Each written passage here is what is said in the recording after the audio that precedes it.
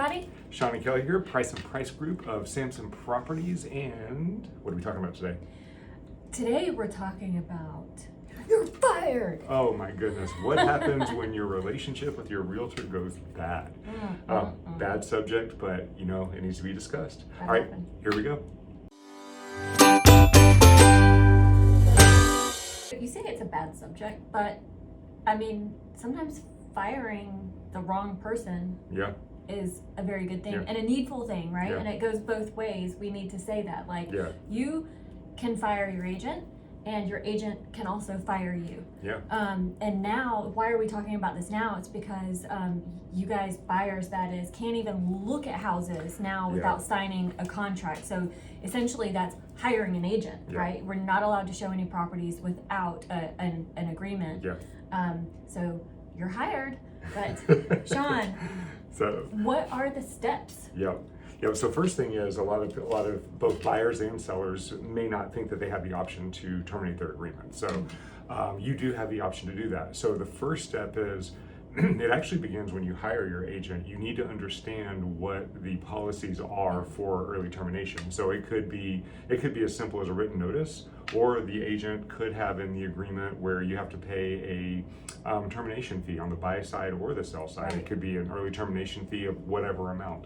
How long is the notice, right? Sometimes it's like we need 3 days notice or whatever. And whenever you're in a seller's market, if you're a buyer, 3 days are losing a property, right?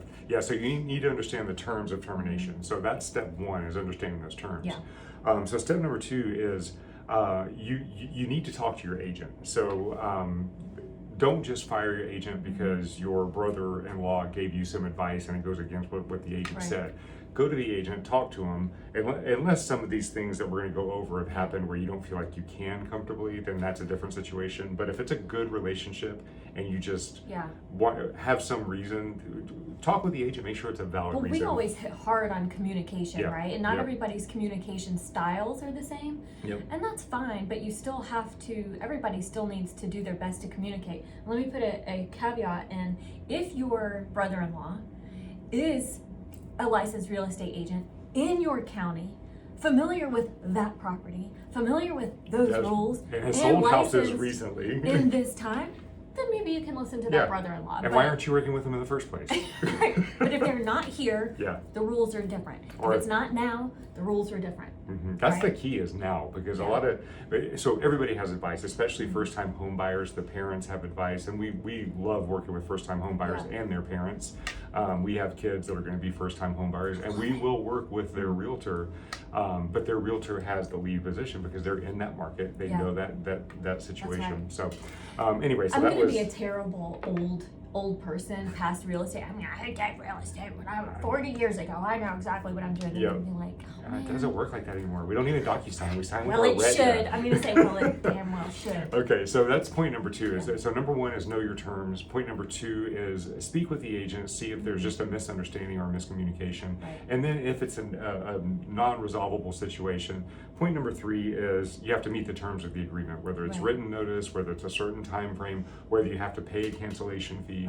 Whatever it is, meet those terms and you can terminate your agreement. Now, it's really, really important. You cannot enter into another agreement with another agent until your current agreement is terminated. Officially terminated. Right? Because you have to approve that written notice. That has to be terminated, and there are things to take into consideration. For example, if you're not hiring another agent, you may have a window in your agreement of time where if you do a transaction on something that this agent showed you or a buyer that this agent brought to your house, they still get the commission. So you need to understand those terms as well. So you need to be in full understanding. And that's a very, very good point. And that's to get past the people who feel like, oh, well, I'll do the agreement, get into the agreement to get shown all the properties, and then I'm gonna like backdoor my way in with the seller, like if I'm a buyer, or vice versa, and terminate the agreement. We're going to come to our own terms because we're like super smart and can do this. And it's like, it really doesn't work like that. If you do get another agent, then the one that you've terminated your agreement with is no longer eligible for the commission. Thank you. Yeah. Let me finish my sentences when my brain goes. Okay, so that's it. So yes, you can terminate. There's some steps to take in doing so. Yeah. But why would you want to terminate? Now we're going to go through this. We're yeah. going to talk about this from the buyer side, from the seller side, and from the agent side, because all of these factors, the agent can terminate you as well. Okay, and that happens quite often, or not quite often, but in certain situations, the relationship can go bad in both directions. It should happen sometimes. Yeah. Oh, and a little teaser, okay, so that we teased about several weeks ago. Yes. Is remember we hinted at when you and I had been fired in our past, so just be thinking about this. We're going to disclose this, and you guys Yeah. I think a lot of people thought yours was going to be worse until you said what you said. Yeah. So I was 17, Mm-hmm. and I worked at Sears. Mm-hmm. And I got fired from this Sears department store at 17 years old. So that was what, in 96, something like that? Something like that. You got fired from Blockbuster. Okay. Yeah. So we're gonna spill the beans on that. I think my firing was around 96 as well. I think so. We didn't even know each other then. We were both No, it was losers. not 96 because that was no, that was not 96. It was anyway. Okay. All right, ready? Yes, let's talk about those reasons. All right, so reasons why you may fire your agent or why your agent might fire you. Can I take number one? You take number one. If they're unavailable. Okay, this buy side, if they're unavailable to show you properties when you need to see the properties, that does not work, right? Especially in a seller's market, which we're still in, even though it's slowed down a little bit, you've got to see the properties right when they're there, available, and when you can. Yep. Now, does that mean that they always need to be the exact one?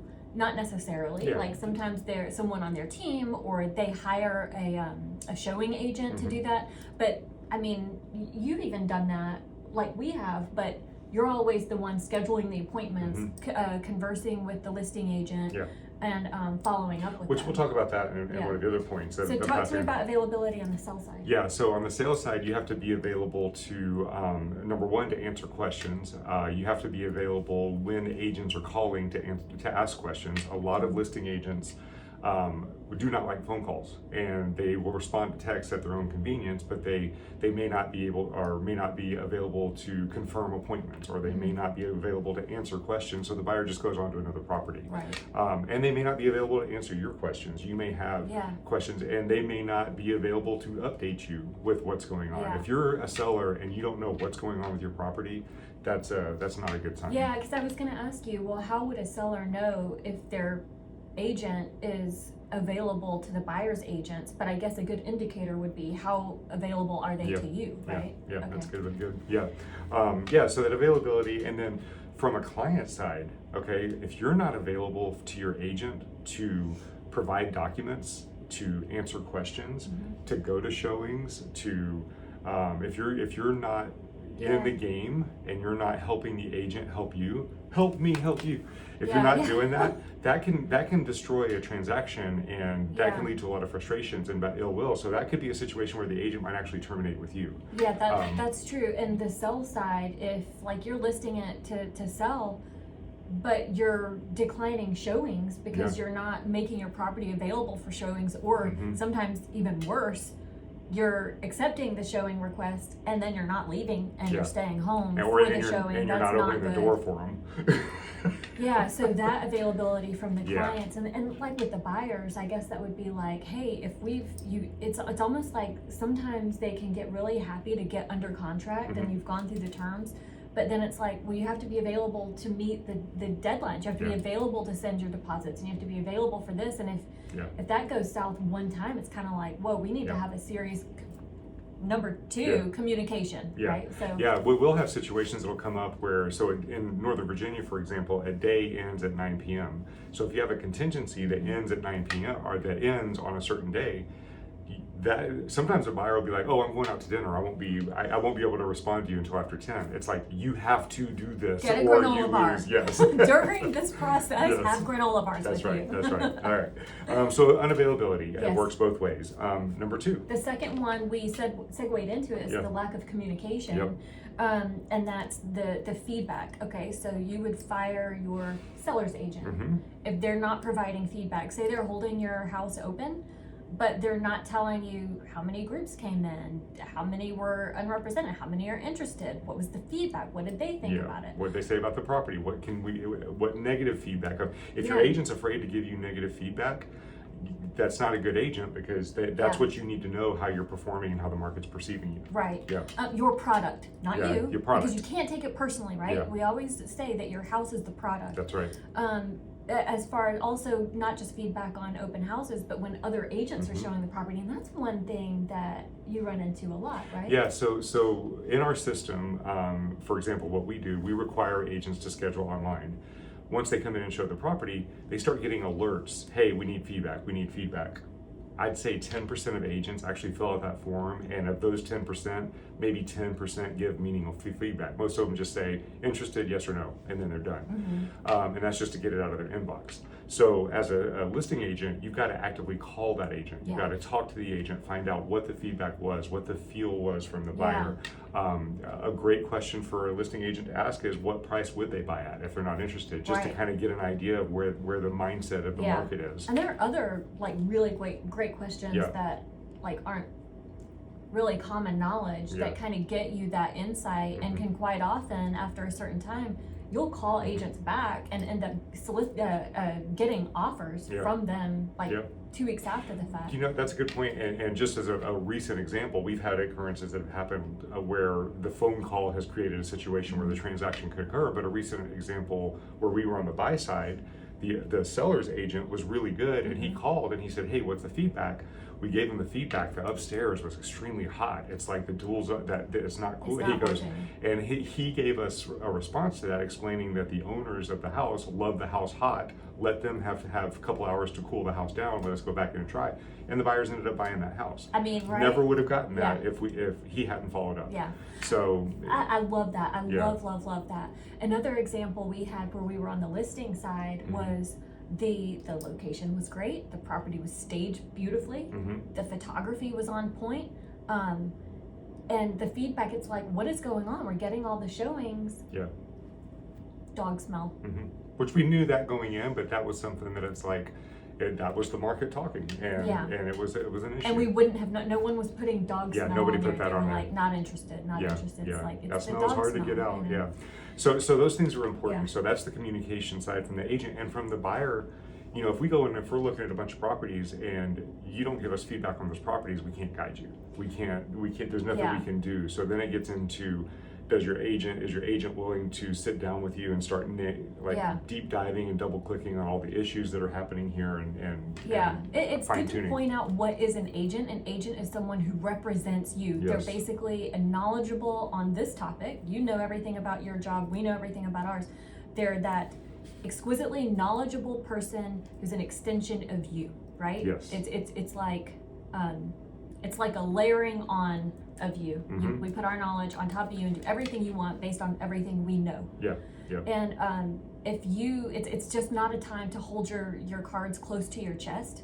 It's not just, well, I don't like white cabinets, or I don't like this. You know, I mean, it's like you've got to be very, very open, so we can say, you know what, like at settlement we can help with the cost of painting your cabinets, but you need this location. Like this location is everything you've said your dreams are made of.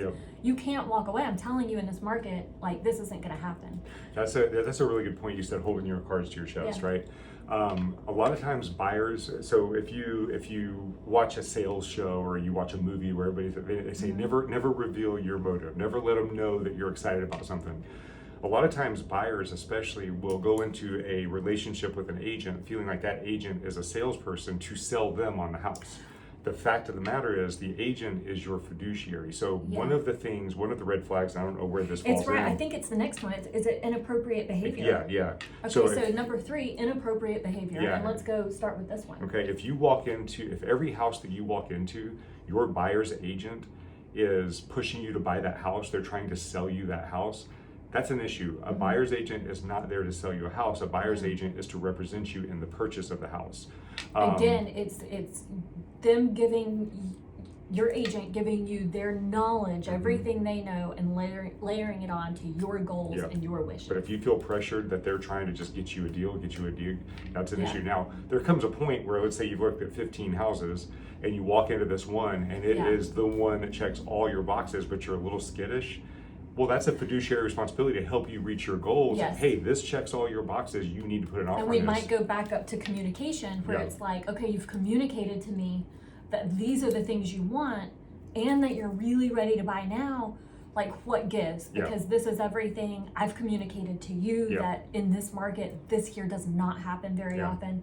So we need to kind of realign and get on the same page with the goals here. So if you're feeling that like that's not a good situation, either from them looking out for your best interest, that could be a good reason to have a conversation about terminating, or if they feel like you're not helping in on the process, that could be a good situation for them to say, you know what, we're wasting each other's time here, let's go ahead and terminate the agreement.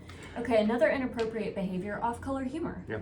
From either side, right? It's just, this is a professional environment, even though we become very friendly, and you know, maybe after the whole transaction you get to where it's like, you have the exact same off-color humor I do, then let's do that when the deal is done. If it makes you feel uncomfortable. Lack of respect, talking down, just being disrespectful in general to you or to other agents, or you being disrespectful to the agent. If anyone ever makes anyone feel small or dumb or ridiculous, that's a red flag that that's inappropriate behavior. This is not good. That's right. Next, I'll speak to this one, sexual misconduct. Do you get misconducted? Or you are the misconductor? Well, no, that happens. And let me just let you... Because you're in houses alone with these people, in both sides. Let me let you, buyers, everyone know that a lot of us real estate women, we're packing, okay? We have concealed carry. We have training. If we're uncomfortable with guns, and we've said that to you, we're packing some other like hidden superhero tactic. It's you got to protect yourself. We're oftentimes we have people like silenced in our pockets if we get weirded out by somebody. So just don't. Okay. And then the last one in this category is ethical things. So an example of this would be we had a transaction that was happening. It was a seller.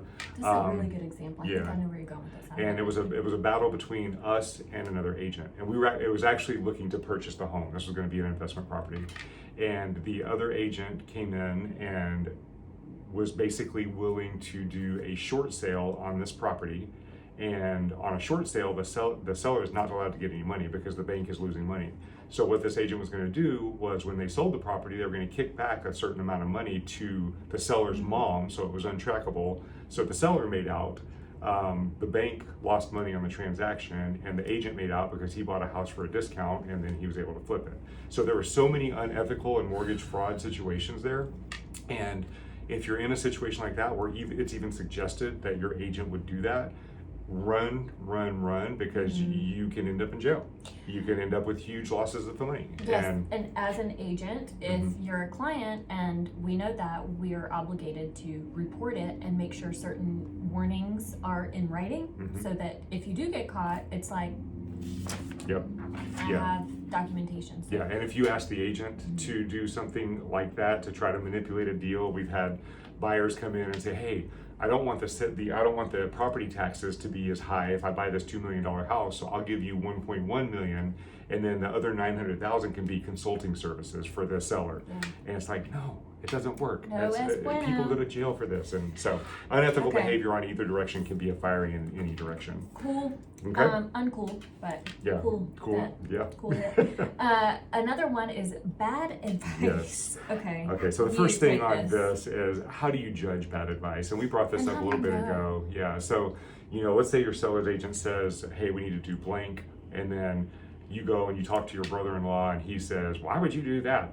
This is even though you've been on the market for 90 days and you've got no showings, and the people that have come in and said your house is a pigsty, it's worth 4 times that. Your seller's agent needs to raise your price.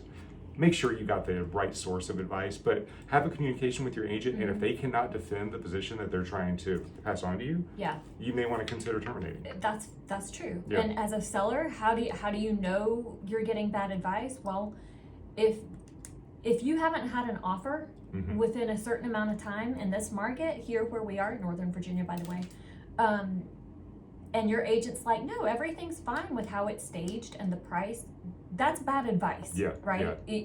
If you're going to have offers within a certain amount, so you should have, if you go for, in this market, if you go 7 days without a showing, you're so overpriced that people won't even come to the property. If you go through 10 showings without an offer, they're getting to the property, but there's something about the property that is not, they're not writing an offer. So you're overpriced for condition. Or price, and if they're still saying, no, everything's fine, that's bad advice. And it's gonna cost you a lot of money because the longer you sit on the market, the more stale the offer becomes, and you're gonna start bringing in investor offers. Okay, give me an example of bad advice from an agent to a buyer. I'm looking at this property, it checks all of our boxes, there are 5 offers, it looks like it's gonna go for over asking price. My brother-in-law says that the market is about to crash, so I'm not gonna buy it. And if you say, you know what, you're right, or if you cower to that, then that's bad advice, because what's gonna end up happening is in a year when you didn't buy that property and it's appreciated by 5 to 7%, you just lost out on hundreds of thousands of dollars and you did not represent your buyer's best interest. And so it's, to be clear, we're not saying that good advice is, no, you must put an offer on this and we're gonna go. That's it's right. not that. Good advice is real. Showing the net, showing what the actual numbers of what's going on and what the expectations are. It's proving it. And if after all of that you still decide not to, that's good advice, because it's your decision based on all of the advice. If you decide to do it, it's good advice. But again, it's that layering on of our knowledge with your desires and your goals. And that's the thing, is it's the knowledge of the agent. So in the exact same scenario, let's say that you're looking at this house. Let's say that a good agent would look at this property and know that it's $200,000 overpriced. It's not going to appraise. There are no offers. But you tell your buyer, you know what? Go ahead and do the sales price, even though there's no offers, waive your appraisal contingency, waive all this stuff, you're gonna be fine, everything. And then it comes back and you owe $200,000 extra out of pocket. So it goes in all directions. Every direction. Okay, bad, I don't know if this goes to agents, like how do we get bad advice from our sellers? Bad advice from the sellers? This property is worth this much because, and then the seller says, you know what, or the agent says, you know what, I just want the listing, so I'll take it. But that's just on the agent, right? Bad advice from the buyer, we don't really take their advice. I mean, we take into consideration their goals and everything. So the whole advice thing is, and here's the other thing, if your agent tells you something, this is something that I feel kind of passionate about. If your agent tells you something as a steadfast fact in any situation, the fact of the matter is you have to use numbers to analyze and make your best guess. The agent can be wrong, but if they can show you numbers, if they can show you why they're backing up this thought versus just, hey, I saw it on the news. So just because an agent's wrong about something doesn't mean it was bad advice, but they have to be able to back up why they gave that advice. If they're only willing to leave it at, oh honey, I've been doing this for X amount of years, trust me, I know this market, and they don't show anything else to back it up, it can cost you tons of money. Bad advice. Okay, let's move on. Number 5 we have is steering. I think you have a really great example of this one. Steering. Which one's this? So this is the one with it had to do with religious, right? And we can talk about this because it's also a huge part of our ethical standards, right? We're not allowed to steering, redlining, blah blah blah. Just talk about this. I think the picture will paint it better than what I can say. So steering is when you intentionally avoid, like if your agent is intentionally not taking you to certain areas because for some reason outside of your criteria, whether it's demographic, whether it's religious, whether it's socioeconomic, whatever that is. An example of a buyer trying to steer us, and we had to have communication about this. We had a group of buyers that were of a certain religious faith. We went into 2 different houses that were of a different religious faith, and when the buyers walked in, they could tell, because for whatever reason, they could tell that the owners of the house were of a different religious faith. And because of that situation, the buyers got to the point where they said, hey, we don't want to see any more houses that have this type of name because we know they're going to be of a certain religious faith. and we can't do that. We cannot do that. We can't. We won't. Yeah, and so that's in a situation where the buyer would be fired. But same thing for an agent. If they say, "Hey, you don't want to go there because that's steering." We know. You're like this, and you're I can't even say any of it. That's it makes me feel too icky. Yeah. So this that is kind means of this is kind of a subcategory of the unethical that we talked about. We can't break fair housing laws. The inappropriate behavior. Yeah. Passed off. Can I take this one? You can, and remind me that I want to say something about what you said earlier, and hopefully I'll remember. Go ahead and say it now. Hopefully I'll remember it. So you're buying me time. Oh, I got it. Okay. So we were talking about earlier being available, and let's say that you're like, if we have an agent show a property for us. We're scheduling the property, we're doing the pre-property research, we're doing the follow-up with the agent. We're following up calling or texting you. Yeah, we're following up with you to get your feedback. We're noting the feedback. We're providing the sellers, the showing agent with all the details of what you're looking for. They are basically taking you to the property and letting you in. We still fully represent you. It's kind of like your Uber Eats delivery driver. Yeah. Right? They're only bringing you the food. If you have a problem with your order, you're not calling them. You're calling the restaurant, right? That's so great. Good at these. So one of the passed off situations might be if like your buyer's agent has one of these showing agents that they use all the time, and they just pass you off to them, and then they just come back in at the end of the transaction and collect the commission. If you're that's not representation. That's not representation. Yeah. Or if they pass you off to another team, like this happens. Another team member. So this happens a lot. Sometimes clients think that the bigger the real estate team is, the better they're going to be served. And we get a lot of clients who have had to fire their agents because, and this is one of the biggest reasons, they feel passed off. They initially met with someone amazing, one of the team leads that we see everywhere all around town, but then they're like, I never heard from him again. I was always working with I was with the co-buyer agent or the co-seller's agent, and they're new, and I like them, they're great, but I could tell they're new, and I wanted to work with this person. So that's a big thing is, okay, are you going to pass me off, or are you my agent, or is the team at large my agent? Yep. So that's something that if you feel passed off. And don't pass us off to your dad at the inspection. I know, my dad would attend my home inspections too. I say this all the time, he built the house I grew up in. He knows what he's talking about. I would probably take my dad to the inspection, much to my agent's chagrin. But you wouldn't pass it off. You would be there. I would be there. But I would pass off my opinions to my dad. An example. You can do it. I would do it. An example of passing off from the client side to the agent. Let's say that you're a client, you have all this criteria, we set everything up, but you never attend a showing.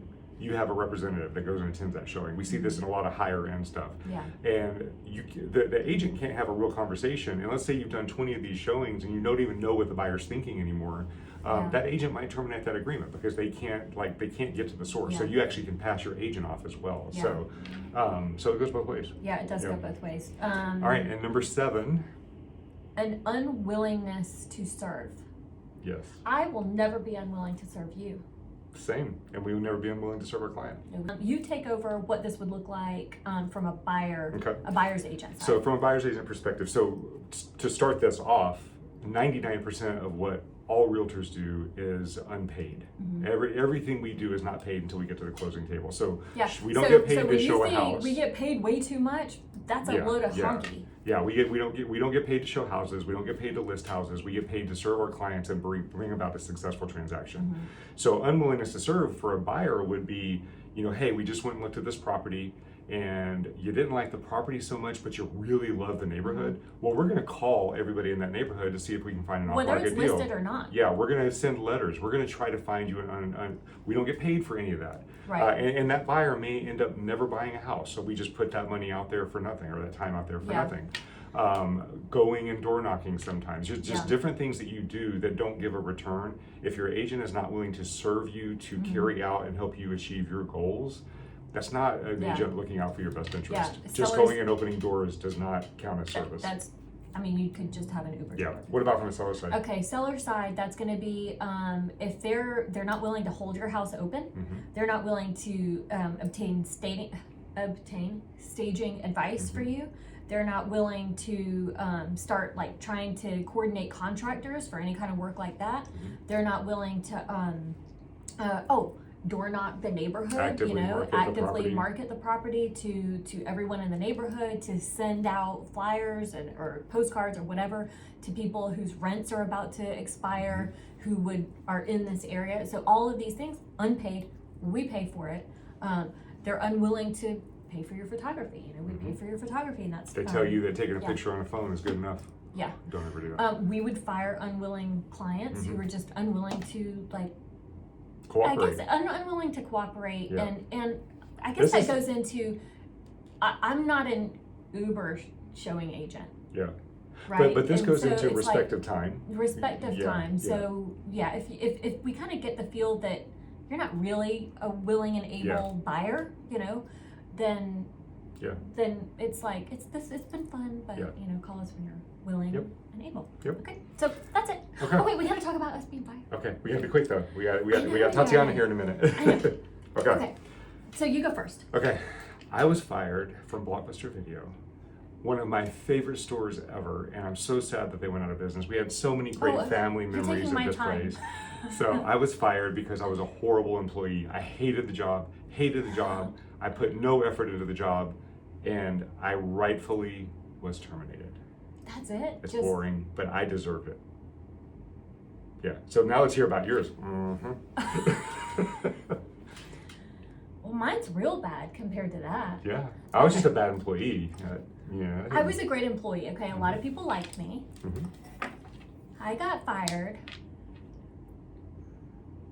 for a physical altercation with a coworker. She got in a fight, like a fight. Yeah, we were opening up. No customers were there. She's not a fighter. I'm the youngest of three. So, okay, I'm the youngest of three. I'm not that great at fighting, and I'm kind of small. Yeah. But I'm scrappy, and I kind of have an attitude. Yeah. And I don't know, right? I don't know who touched the other one first, but I do know that I felt Tamika's breath first. And so that was physical, it was right? Self-defense, right? Anyway, so she got fired for fight. So she wins. Shame. I don't kick off like before. I'm all relaxed. I'm all reformed. I ain't a firestorm. Yeah, I'm not like that anymore. She wins. Shame. A fight, right? Okay. All right, guys. Well, hopefully this is helpful. If y'all have any questions about this. And I didn't deserve whatever she was saying to me either. You might have. It still really hurts my feelings. But I am glad that we got caught, because yeah, I would have. I might not have a nose. All right, but we'll see you guys on the next video. Bye. Okay, and now it's time for this week's Market Snapshot. You got it right. Yes. Yay. All right, so what's happened in the Northern Virginia real estate market in the last 7 days in under 5 minutes? Under 5 minutes. Here we go. Okay. All right, Kel, tell us what's going on. Okay, so if you take a look at the first graph, that squiggly orange line, that's buyer activity. That is how many of you guys have gone under contract. Buyers have put in offers, they've gotten accepted, and you're now under contract in the last 7 days. Yep. The squiggly blue line, that's seller activity. That is how many new homes have gone active on the market in Northern Virginia in the last 7 days. That's right. So as you can see, the buyer activity ticked upward for the last 7 days, and inventory continued to decrease. So what that means is demand, buyer activity, has increased while supply has decreased, increasing this gap, increasing the supply-demand differential, which if you go over to our other line, the blue line here is our neutral market. That's neither buyer nor seller. Yep, that's just a healthy, normal market. Anything above that blue line is a seller's market, anything below is a buyer's market. And you can see we're starting to even out and hover and find our fall status. If you look over here at this end of the graph, you can see this is what we did last year. We were right in the same area. So we seem to be hovering a little bit lower in the strength of the seller's market versus last year, but it's very similar. So we'll probably stay in this area. Where'd I go? Probably stay in this area for the next month or so. So buyers, this is For buyers, the fall is a good time because there are less buyers in the market. And so your competition isn't as high. You will have multiple offers on good, well-priced properties, but you're not going to have as much fight out there. And then for sellers, the good thing right now for sellers is there aren't as many buyers, but the ones that are out there are very serious. So if you price the property appropriately and you prepare it, you get those buyers in there, you will get multiple offers and get top dollar. So and statistics have shown, we've shown this in a couple of other videos, that after 7 of the 8 last elections, property values have gone up significantly in the following year.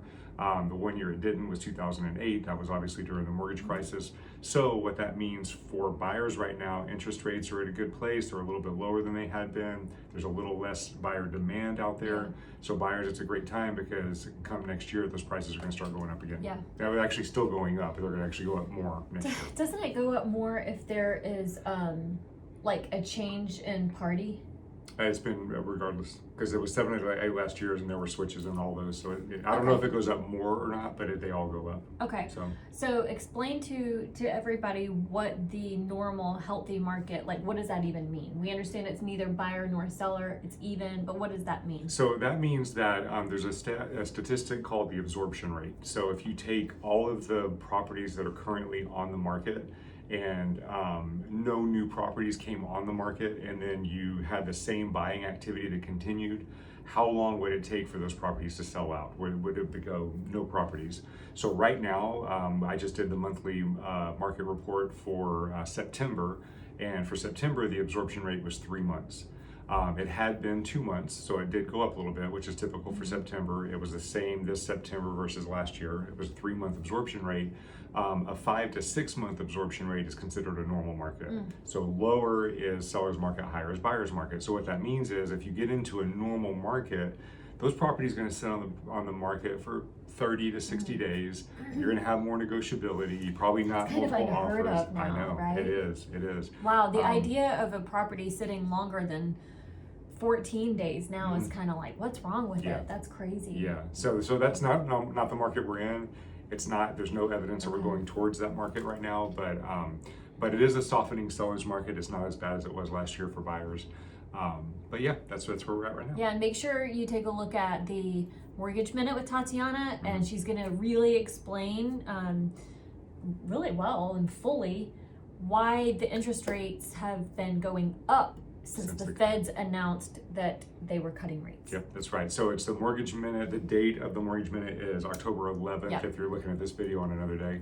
October 11th Mortgage Minute, she goes into a deep dive on that. Really good. And you can always get in touch with her too and ask her all over again. All right, so I think we're good. I think we're at our 5-minute limit, so we will see you guys on next week's video. Please feel free to reach out to us if you have any questions. Bye. Bye. Hey everybody, it's time for this week's Mortgage Minute with Tatiana. Hello, how are you? Hello, how are you? Good. Good. Good, All right, good. do you have a naughty hat or a nice hat today? We know what they've been doing, but today with regards to Pretty naughty, you know. Man, okay. Yeah. We gotta talk more about this. But anyway, show us what's going on. Let's see what's going on. Yeah, so the rates were going up since the last cut. Okay. So they went up from 6.12 to 6.62 in the past week. So they're steadily going up. I have a lot of clients that hoping that rate's gonna drop. They're floating, they're not locking. Yeah. I'm not advising to do that, but you know, some people... I got to give you credit from the get-go of the Fed meeting. You know what? Let's just dive into this fully. You just cut her off. I did, but I want to ask you a question. But I also want to give you credit here. So the question is, why is it that when the Feds cut the rates, it's like every day since then the rates have been going up? And to credit to you is you warned everybody this was going to happen. They needed to lock. And the ones that didn't listen are now reaping the non-benefits. Yeah, you even pre-explained it, right? Yep. When all this was going on, when the Feds announced that, you pre-explained it. But, as many of us do, we don't really listen to things that we don't easily understand. Yeah. So now we're asking again, Yep, and answer this question in a way that if the next Fed meeting is expected to lower rates, that people will actually understand that that means that when the rates get lower, that doesn't mean that they're going to start going down afterwards. So it's all on you. Now Go. we're not Okay. even. Yes, we'll be quiet. Yeah, let me tell you. So I have this client right now. She's still floating, and she said, "I feel like gambling." So okay, well, I can't do anything about it. If you feel like gambling, you gamble. I don't feel like gambling right now. So here's what happened. So the rates, we expected that Fed is going to lower the rate. It was just 100%. Yep. So rates dropped. So now they're going up. Prior. As we know that mortgage rates they don't really depend on Fed cutting rates, right? So it was sort of, the good news that they're going to cut because inflation is going down. So when inflation is going down, the rates are going down. But now they're more to mortgage rate than just Fed lowering the prime rate, right? So first, we have big news that there is increase in conflict in Middle East, right, between Iran, Israel, Lebanon. So typically, all geopolitical tensions would be good for bonds because interest rates are tied to bonds, and it's kind of like a safe haven for investors when there's a geopolitical tension going on. It's safer to invest into bonds, so the all money flowing into bonds, and that helps the interest rates to go down.